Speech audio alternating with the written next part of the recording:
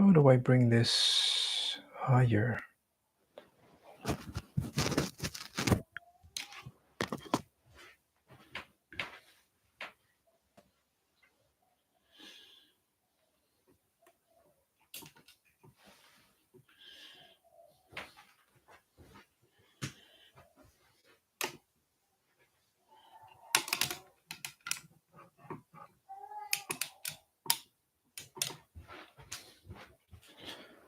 Ah, that works.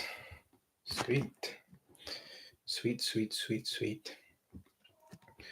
All right, we are live. Today I'm going to work on building a patient booking pathway. So patient goes to the website, they click on a button, and then it goes to the first page. And then, just deciding what patient's going to enter into this little page. Oops, I've got the microphone. Testing. Hello. Okay. Click. Sorry. Sweet. So I'm gonna focus on creating the flow. So the first page, what do patients enter? Second page, what happens? Third page, and so on until the patient actually finalizes the booking and it shows them a great success. You did it. We'll see you on this day. So we did our first live stream yesterday, and I think I'm starting to get a good feel of what I want to talk about during for this channel. One thing that I hated from yesterday's stream is that I propped the camera onto the table, and as I'm typing code in, the table wobbles, so the camera shakes. So it's a super shaky video. Today I've used an old tripod that we used to that my wife used to use, and I'm putting it behind the table on the floor, so it looks way better so far. Is this microphone working? Hello? Hello? Hello. Strange. Let's have a look here. Settings. So I'm using a Mac laptop, and it's recently changed its setting layout, so I'm a bit confused with this one. So not MacBook microphone. Yeah, so it's an external microphone that's working well, I think. Yep. Okay, that's fine. Cool. So it should be way more stable today for the video. I'm using my iPhone because I'm cheap. I don't want to pay for anything, at least at this stage. See how it goes. All right, so I'm gonna set up this little thing here. I'm gonna go into my IDE, my what do you call that? My little code editor. Okay, so far what I have is this. The first page, when patient clicks book online, and it asks them for three things. The first one is their first name, second one is their last name, and the third one is their date of birth. And then once they enter those three things, they click next, submit. And then there's two pathways. The first one, if the patient exists in the database, so if they are an existing patient, an existing client, it'll prompt them saying, "Oh, hey John, is is this your mobile and email?" So if they're an existing patient, we would already have some of their details in it. So mobile and email, is this yours? So it'll actually block out half of the number and the email and show the other half. So it's just like a credit card. Sometimes it's just enough information for them to know, okay, this is me. This is my, this is the right person. And if it's the right one, they click yes. If it's the wrong one, they'll click no. And if they click no, they'll go back to the first page to just re-enter, because maybe sometimes they'll make a typo when they're entering their first name, last name, date of birth. So no, they go back to the first page. Yes, they proceed. Now, on the other hand, if the patient does not exist, it'll ask them for those two additional details. It'll say, okay, please provide your mobile and your email. So all our patients need to, if a new patient, they'll need to provide 5 things. If it's an existing patient, they'll need to provide 3 things. Um, and then they'll go to the next thing. Let me see, what's this? Yep, the next thing. And then it goes to a page where they select a date for the appointment. So um, they're gonna see a calendar, a monthly calendar. They can scroll left, scroll right for different months. So let's say now it's April. They can go back to March. I guess there isn't a need to go back go back in time, isn't it? Because they're booking appointments for the future. So yeah, there shouldn't be a need to go back backwards from the current month. We still need the button to go back if they scroll to May and then they won't go back to April. But it's good idea to prevent it from going back in the past. Okay, cool. I'll just make a note for that one. Sometimes thinking out loud will help as well. No need to scroll back into the past like a time machine. Cool. So those are the ones. So the reason why I want to get them to the system to identify whether it's a new patient or existing patient is because it's different visit types. So if it's a new patient, we call it a RIT visit, and it's going to be longer. So it's either going to be 30 minutes, 40 minutes, whatever it is. It's going to be roughly double time of a standard appointment, of a green appointment. So red and green. So it's good for the system to identify whether they are an existing patient or a new patient, so that we can show them the times that are available that's suited to them. So even though it's more work at the beginning, they need to enter a couple of things before they even see a time. It helps to take a lot of the decision making out of it. So if they're a new patient, then it's going to show. So the calendar is going to be up here. I'm going to design this app as a mobile device. So mobile first device. So either from a phone.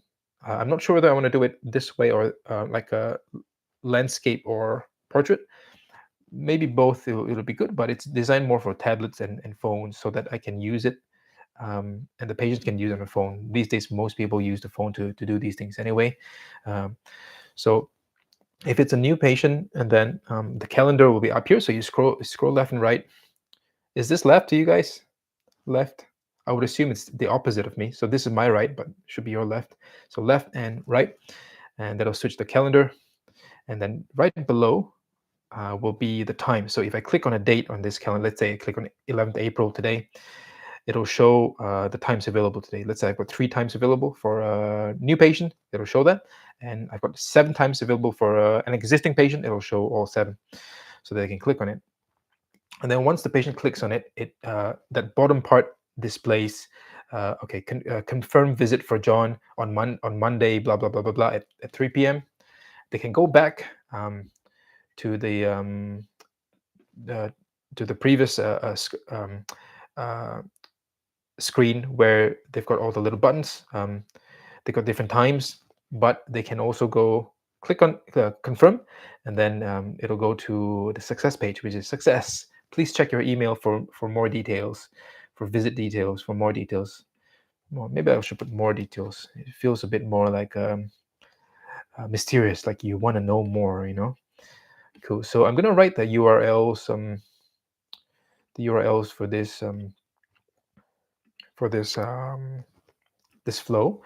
Altogether, we need quite a few pages. So 1, 2, 3, 4, 5, 6, 7, 8, 9, 10 pages. A lot of them are partials. So let me see, 1, 2, 3 pages and 7 partials. Cool. So we're gonna write all of them down. I'll probably do them in order of the flow that I've just described, just to make it easier for myself. So I'm going to name it Patient Book Online. And what this does is that it's a form to input patient name and date of birth. Maybe I'll put more details. Form for patient first name, last name, and date of birth.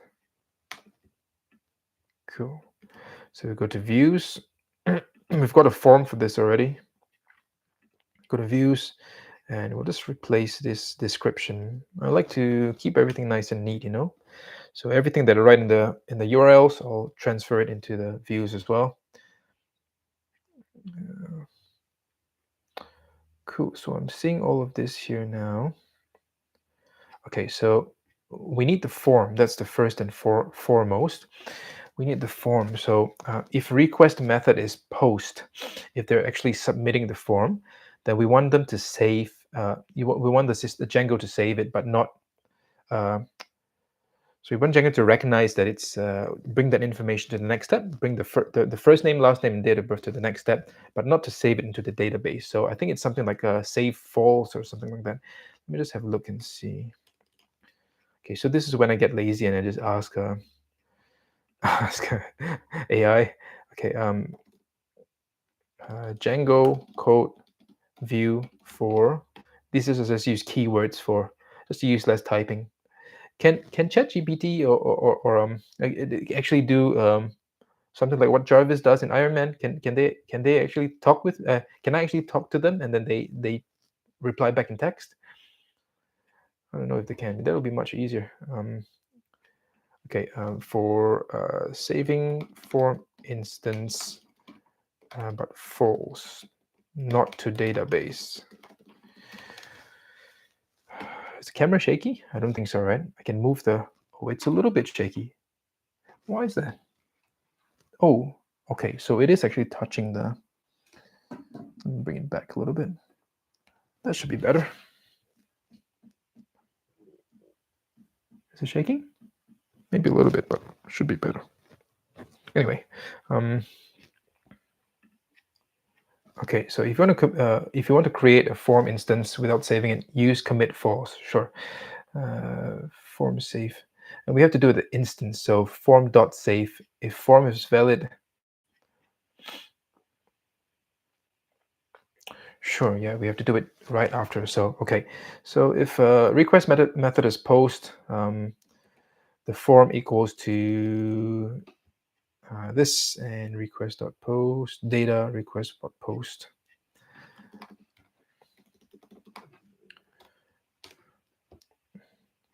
Try to make it uniform. Usually when I enter any parameters, I'll put the name of it. So data equals to request.post. So we've got the form instance, patient form, and if form is valid, then we'll commit false, save the instance. So I'll call this, should I just call it patient? Yeah, I think I should just call it patient to make it easy. Patient equals to form.save. Yep, I think I should do that. But then how do I check whether they're in the database or not? How do I pull that out? Can I do that? Okay, patient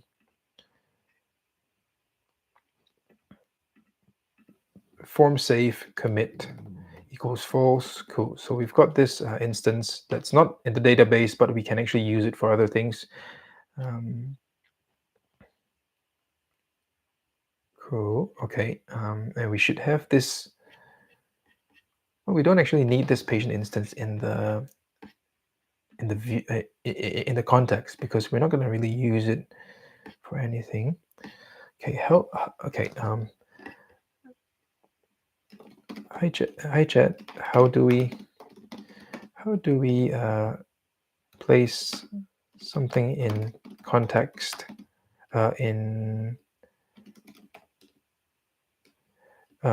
place something from one view to another. So I know there's a way to sort of make. Oh man, you've hit the free plan limit for ChatGPT. New chat. Sure. Let's go. Boom. Okay. Hi chat. How do we place something from one view to another, e.g., a variable or instance in Django? So I see a little microphone here next to ChatGPT. Can I actually speak to it? Speak to it. Okay, so Okay, can we do that? So it's showing me to put it into the context dictionary, but I was thinking of something else. Oh, that's the one. Get. Okay. Um, how do we do this? Interesting. Okay, I didn't know that. So you could actually place it into the context dictionary of the first view, and then we can access it in the second view via request.get instead of using instead of placing into the view function parameters. Okay. Okay, so this is the one that I was thinking about using Django sessions with your parameters query string. Okay, so there's one here that says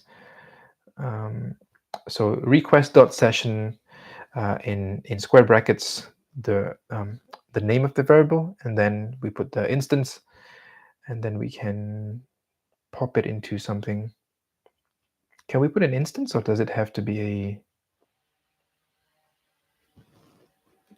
Okay, which is best way to transfer uh, an instance where commit false from one variable, from one view to another? Which is the best method? The best approach typically involves Django sessions. Okay, so using a session to store the instance temporarily, retrieve the instance in the next view. So how do we do this? Blah blah blah. Request.session equals to .pk. Okay, so even though it's not saved, it still has a pk. It still has a primary key. Okay, interesting. So even if it's... I'm just reading out loud what I'm saying to ChatGPT at the moment. So even if it's commit false, it still has a PK. Okay, I didn't know that. The instance is not saved to the database yet, but it can still have a primary key if the instance is being saved for the first time.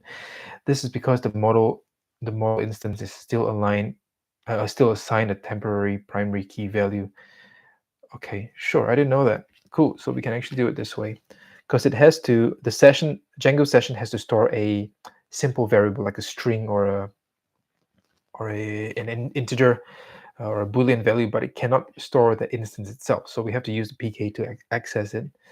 Okay, cool. So let's do that. Let's go back to this thing, to the code, patient. So I've created the instance and I've saved it temporarily. So what we have to do now is to bring it to the next view. Actually, before that, okay. So let's just write the code first. Request dot session, and we call it should I call it half patient, because it's a half it's only half a patient of patient details, right? It's only got the date of birth and the name. It doesn't have the email and the mobile yet. Maybe I should call it half patient. I might change that later. Patient.pk. So we've saved this to bring to the next view. That's a note for myself. Now, I also want to check to see whether this person is a new patient or existing one. So we can use the filter, I think, filter or get. Let's try to use get, because we need all three details anyway. And then it'll come up with true or false, and then if exists, then we will go to... Cool. Okay.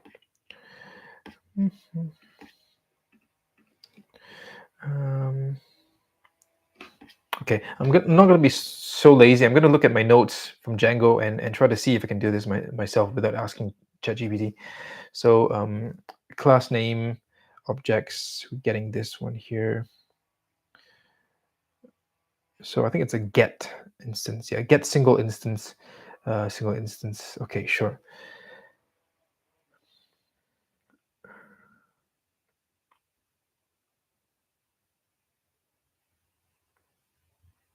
Okay, let me just ask ChatGPT something.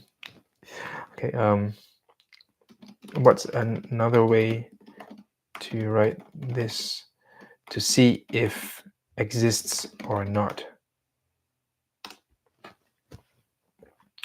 I think there is one code that does it easier rather than get. Okay, so this is the one. So you still have to filter it.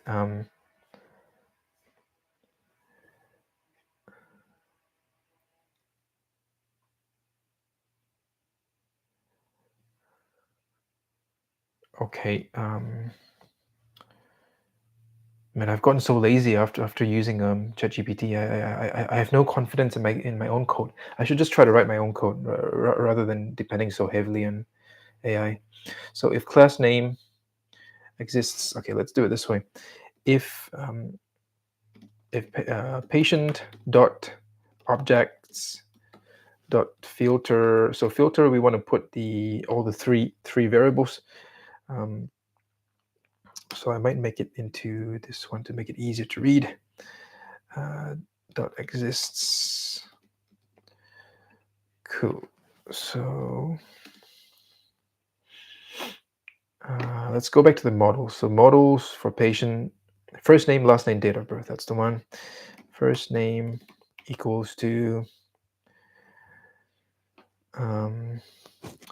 patient instance. So patient dot first name. I think this is how you do it.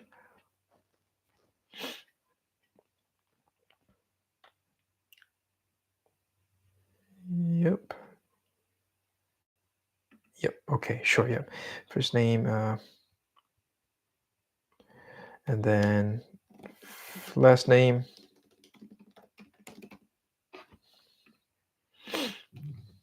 equals to patient dot last name, and date of birth equals to patient dot date of birth. Cool. So if all three match,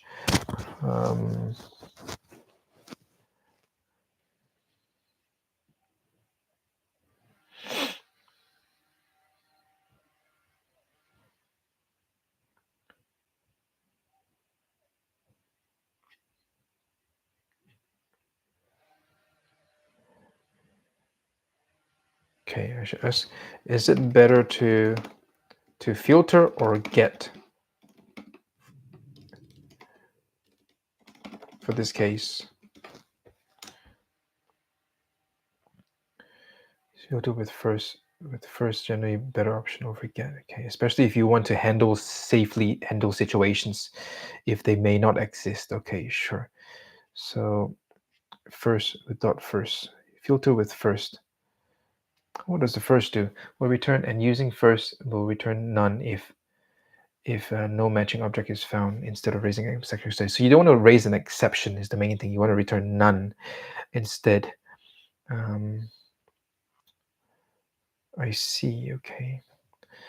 But I might not want to use first, because if, let's say, in a very, very unusual situation, we've got two patients with the exact same name and date of birth, which is rare. I've never seen it before, but it could happen in theory. Then what will happen is that it'll only take the first instance, but I want to be able to retrieve all. So I'll still use just the exists instead. Okay, sure.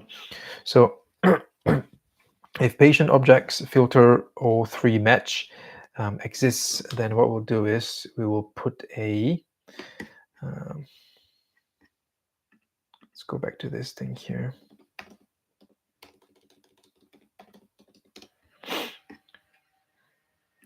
Where is my workflow? There it is. Okay, then we want to get the patient instance. Okay, so I see what you mean. So I'll just put this as half patient just to make it easier to read. Half patient, so that I know that we're talking about the unsaved instance.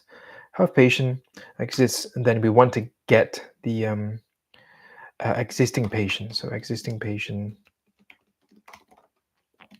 instance equals to patient dot objects dot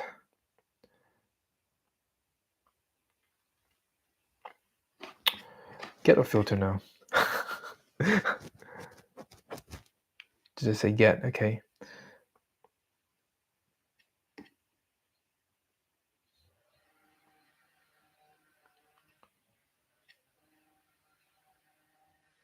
But doesn't retrieve the full object until necessary. Yeah, I'd rather separate the steps, to be honest. For some reason, I don't like code that puts multiple steps into one line. Just harder to read, really. Existing patient dot objects dot get. Let's use dot get. Yeah, because if it exists, then obviously it's going to find something. And then we use the same code. We prop it here. Patient capital. Boom, boom, and then we've got existing patient. Cool, and we want to put this in the context dictionary. Existing patient. Oh, but we don't need it in the bottom context. Okay, so yo, take it easy, take it easy, take it easy. Form is valid. We get a request session. Cool. Okay, so if exists, okay. If and if they don't exist, then we don't need to do any. Okay, sure. So we still need to divert to something else because it's a different partial that that it goes to. Okay, sure. So let's do this. If it's valid, then it'll go to the next thing, which is get the filtered if it exists. Elif, or just put else, because if it doesn't exist, then we'll divert it to a different thing altogether. Okay, request session half pk. Cool. Okay. So if I'm not mistaken, the way to do this is return redirect, because you render if it's the same page, but you redirect if it's a different one. So return redirect to calendar app confirm patient. Okay, so I haven't created the next few steps or so.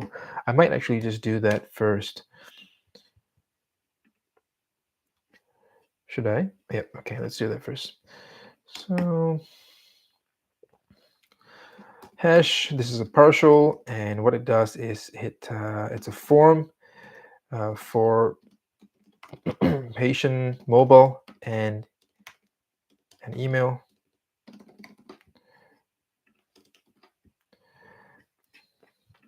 And let's create the path for it. What's the name is patient mobile. So I'm quite excited about the UFC fight this weekend. I was just watching some highlights from the press conference and looking at Yair Rodriguez. Yair Rodriguez mouthing off to Diego Lopez. That's pretty. It gets you nice and hot and excited, for this little fight. Super big UFC fan. I just wanna have a good time on the weekend.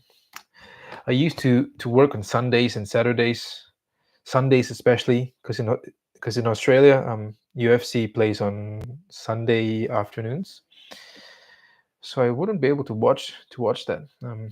But as I got older, I thought to myself, nah, I ain't working on bloody. Wait, can I say bloody? Should I ask chat? Hey chat, can I say bloody on YouTube live stream?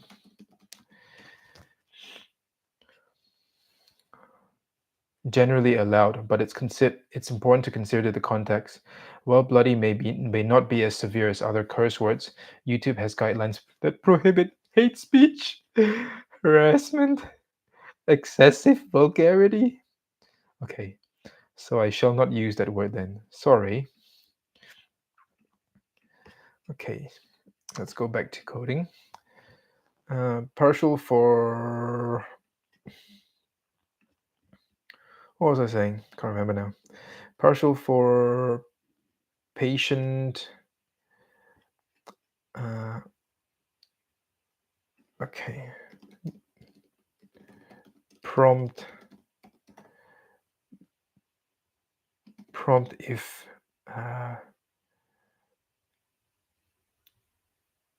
it's correct. Prompt to confirm. Okay, prompt to confirm existing patient. Boom, sweet. Just finding descriptions. I read somewhere that that an experienced programmer said that the most important thing in or the hardest thing in coding is in programming is naming things. Is this what they meant? Just deciding on what to call variables and pages and things like that. Patient confirm exist. Okay, I'm just going to copy and paste this thing. Now, with these ones, do I need to put a PK value? Do I need to... Okay, I'll just try without first. If I need to later, I'll do it. Okay. Cool, so I've got these two things here now. I'm going to create the view, the little view function, the little view function. I'm really obsessed with you know how in UK there's many accents? I'm really obsessed with this particular one. The ones that bank robbers in TV shows and movies use in the UK. The little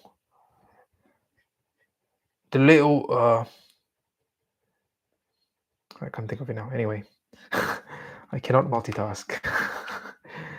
Request. Okay, and this is the little description. What do you call it? The doc string. Triple quotes. The doc string.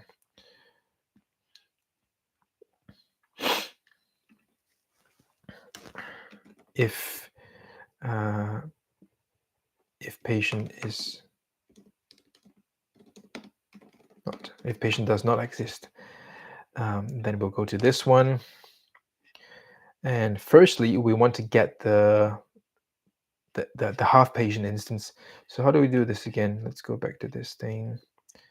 Getting the half patient instance. La la la la la la la la la la la la la la la la lo lo lo lo lo lo lo lo lo lo lo lo do do do do do do dung dung dung dung dung dung dung dung dung dung dung dung dung dung. Okay, that's the one. So request. So I'm going to name the same thing. Half patient. Let's imagine a patient cut in half. Half patient request dot session dot get, and we're going to get the name, which was, what was the name?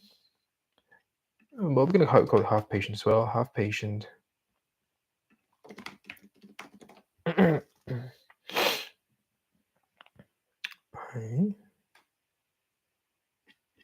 Okay, so that's the PK value. We still need to get the patient. PK get half patient, and let's call it PK anyway. Half patient PK, half patient PK. PK. For some reason, I prefer to use PK than ID. ID sounds like a badge you have in school. Oh, here's my ID. But PK is like primary key. It's like it's the main thing. It's the number for this object. Ooh, the number. Okay, so we still need to get the instance have patient equals to. I think my keyboard is starting to fail me. I've had this laptop for 7 years now. That's quite a long time for a lappy. For a lappy toppy, patient.objects.get, and you should be able to get a little thingy.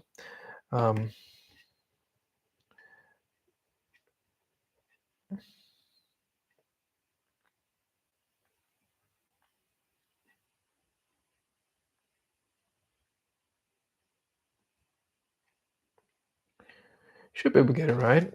In what scenario would you not have this? Impossible. This is it. But that is impossible. But that is impossible. Is that from Star Wars? The Phantom Menace. I think that's the one. Okay, so get pk equals to half patient pk. Getting a little bit hungry now. Should I eat lunch or should I intermittent fast till later? Half patient. Good. So we've got a half patient in mobile email. Let us write the the thingy for the wingajiggy 222 24444. Patient confirm exists. 24444. Request. And if that's the case, we don't need to bring the half patient because we will save it first. So if patient exists, then we will bring the little half patient there. But if they don't exist, then we will actually get the instance. So okay, so patient exists, blah blah blah, get existing patient. So we'll make another request then. We'll make another request, shall we? Shall we? Oh, we shall. Session patient.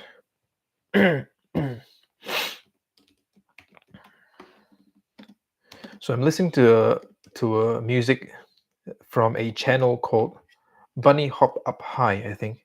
Bunny Hop Up High, yeah. It's a pretty good channel. I've been listening to this channel a lot lately. A lot. I like you. I like you like a lot. I like you a lot, mate. Existing patient.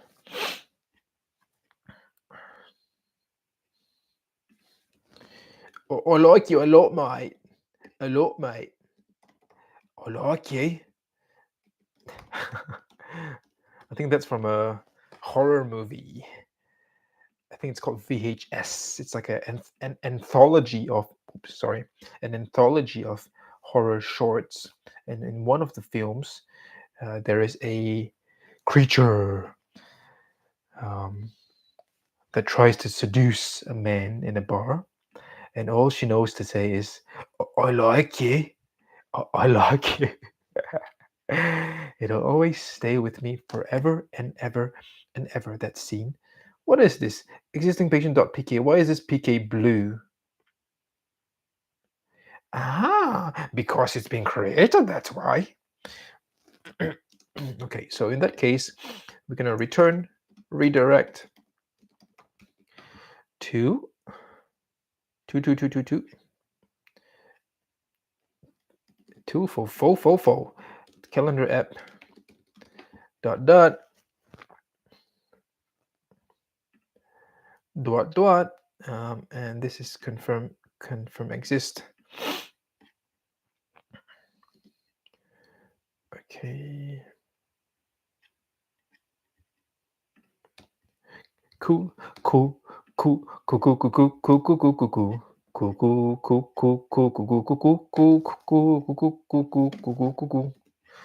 Okay.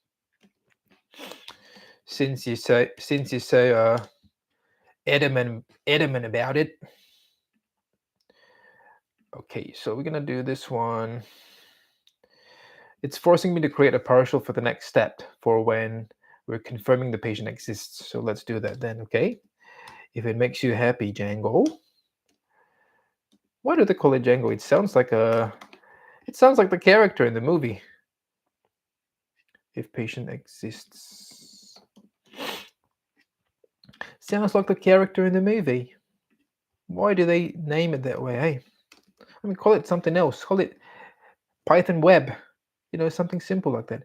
Why do you need such a fancy name, eh? Why do you need such a fancy name? Have patient PK. Let's call it existing patient PK, okay? Shall we?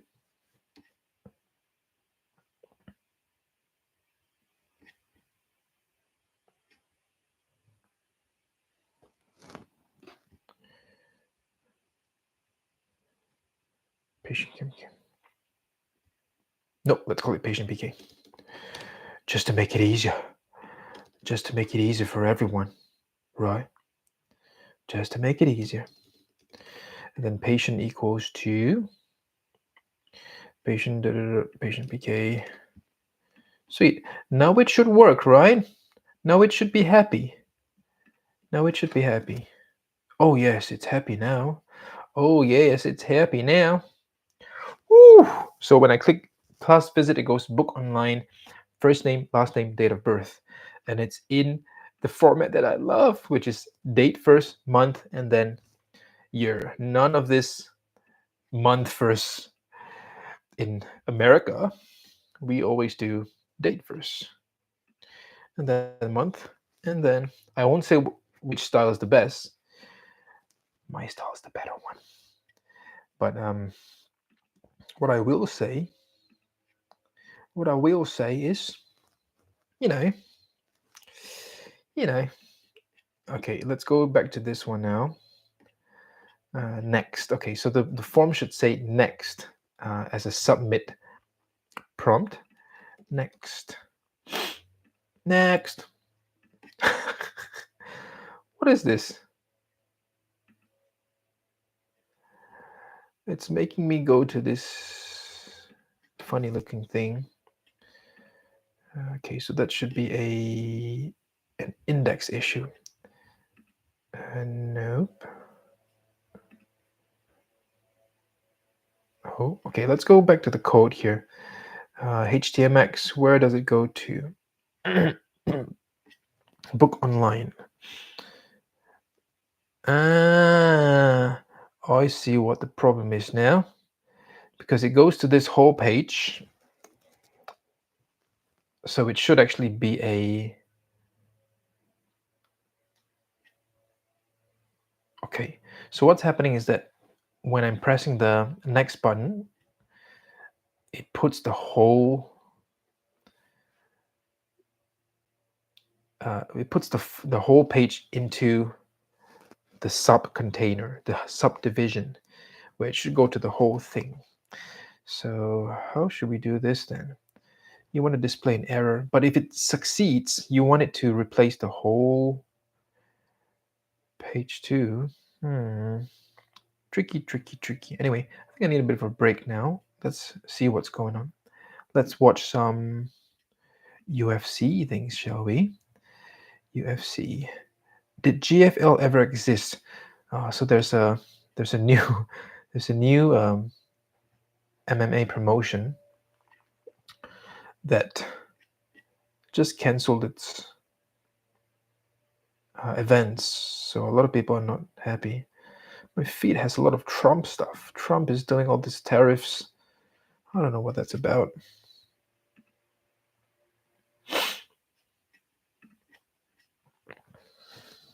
Okay, I'm watching UFC 314 Embedded Vlog Series, Episode 4.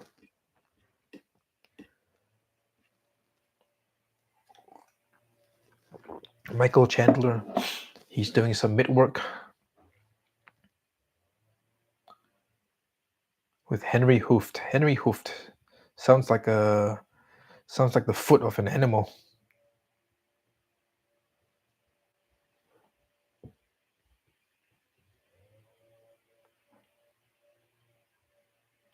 Ooh, looking sharp, looking quick. Boom, boom. Looking quick, this guy.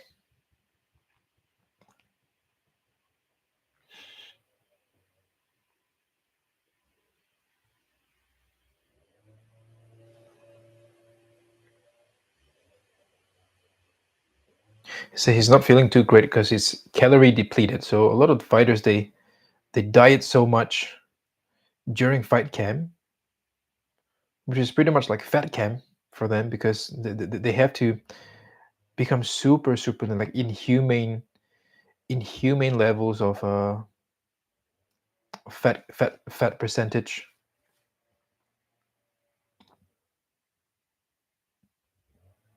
So this they're showing this guy Diego Lopez, who's super lean as well, and he's in the beach with his chef, and his chef is sweeping sand off his back. What? The money has to be so good from what the fighters are paying the chefs and trainers that they're able to follow them everywhere. They're able to follow them, to different places in the world for the fight. Sometimes the chefs even live with them for the whole camp, which is what, 10 weeks, 8 to 12 weeks. Full-time chef for 12 weeks. Imagine how much that'll cost. Hotel check-in.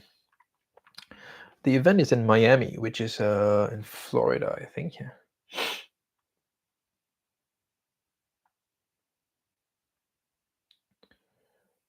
Palm trees. Palm trees, palm trees. I wonder if I could I know there's a technology I can show you guys the screen, but I wonder if there's copyright issues if I'm watching something like UFC, and then I guess if I'm reacting to it, it's okay, right? If I'm reacting, let's ask Chet. Hey Chet, miss you. Hey Chet, can I show on live stream things I'm watching on YouTube or copyright issues? There are copyright issues to be aware of. Here's the bottom line. You can show other people's YouTube videos in your live stream without permission, okay? Because the videos are still protected by copyright. You might be okay if you're watching content that explicitly allows reuse Creative Commons. So let's look at the license. How do you look at the license?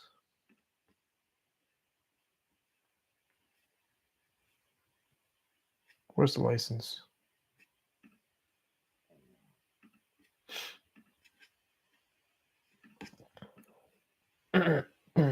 If the video owner gave you permission, you're adding significant commentary or transformation, pausing frequently to react or teach something. Okay, fair use, but it's not guaranteed and still get flagged. But you're at risk if you stream a full video. Okay, sure. If you want to react to YouTube content live, try pausing often. I'm guessing it's saying pausing often to comment. Keeping the video smaller on screen than your face. Okay, sure. So if you put it smaller and giving plenty of commentary. Avoiding music heavy or big studio content. They're strict. Okay. So I'll say, how do you see if Creative Commons license?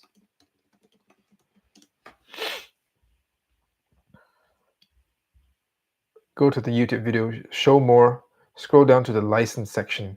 There isn't a license section, is there? I don't see it. I don't see it. About?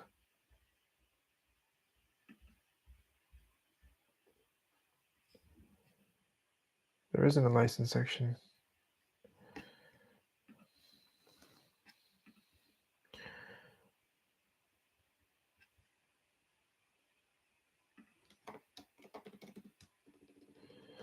There isn't a license section after show more.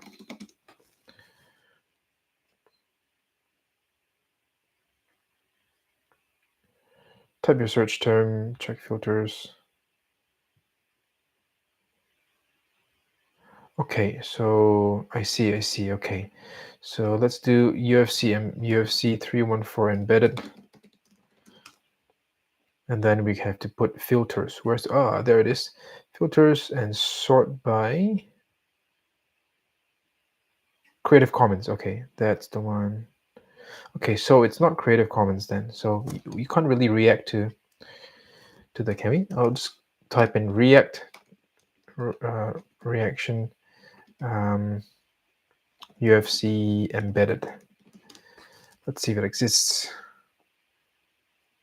It doesn't. Okay, so you can't really do that, can you? Can't really do that. Wow. Okay, interesting. Interesting.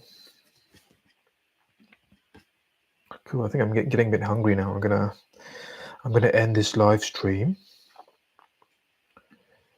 Cool. Good work. Pink Mushroom home. We're out. I know how to do this now. End stream. Boom.